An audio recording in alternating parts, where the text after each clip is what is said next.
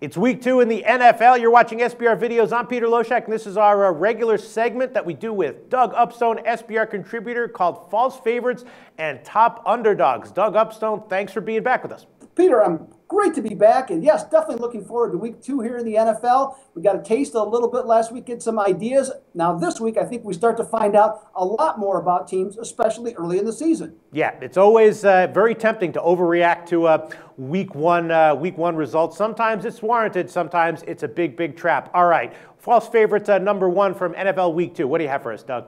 My first false favorite, Peter, is on the Tennessee Titans. Now, last week, they did a tremendous job in just crushing Tampa Bay, 42-14. Marcus Mariota looked like every reason that it looked very good, and for every reason why they wanted to take him. Now, the problem that I have with this, though, is now they started out as 4-point underdogs at Cleveland this upcoming week, and they have been flipped to at least 1, if not 1.5-point favorites against Cleveland. Now, here's the problem I have. Last year, they were 2-14 on the season.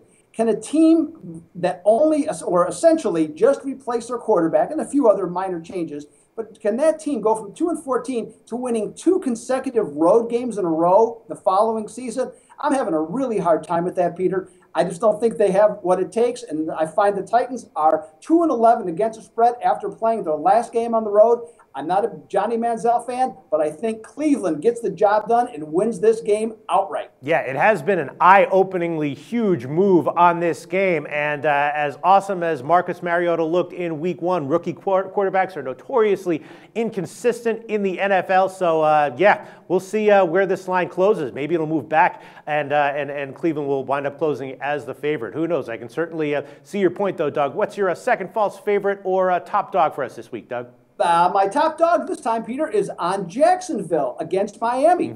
I know this is not necessarily going to be a real popular pick because you look at the Jaguars. They lost last week. They are only 3-12-1 against the spread as home underdogs, and they're facing what was supposed to be a superior Miami team. But I look at the stats last week, and Jacksonville and Carolina game was even when you look at the yardage, and the difference in the game is Jacksonville had 2 more turnovers.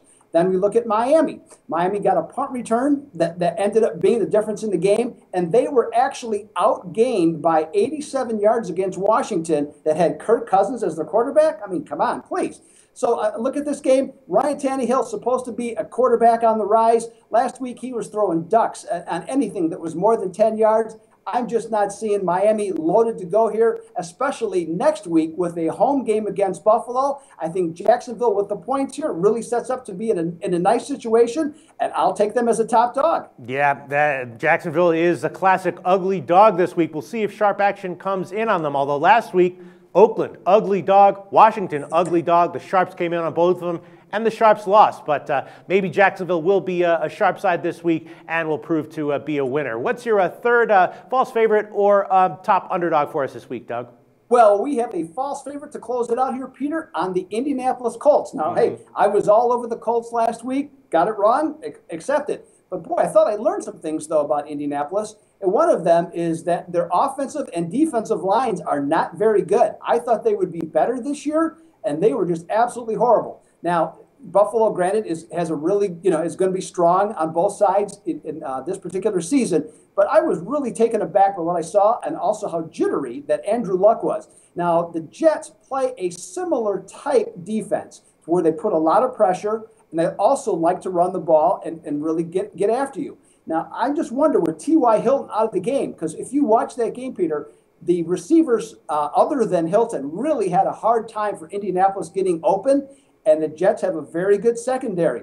Now, maybe I'll be wrong. Indianapolis will win by 17, but I just got a sneaky suspicion that the Jets are going to hang around in this game, and I would not be at all surprised if they climb under the 6.5 points, making Indianapolis a false favorite. All right, I'll tell you what, Doug Upstone, we know that the Colts are going to bounce back. The question is how strongly. I did preview that game with Big Al McMorty from BigAl.com. He made a very strong case for Indianapolis, despite being a 7-point favorite. And, when Al McMorty is analyzing those kinds of tricky handicapping situations, especially early in the year when you're not really sure what to make of everything, he's not a guy I would feel comfortable being on the other side of. But, 7 points is a lot. Interesting week 2 in the NFL. Doug Upstone, thanks so much, and we'll talk again in week 3 next week.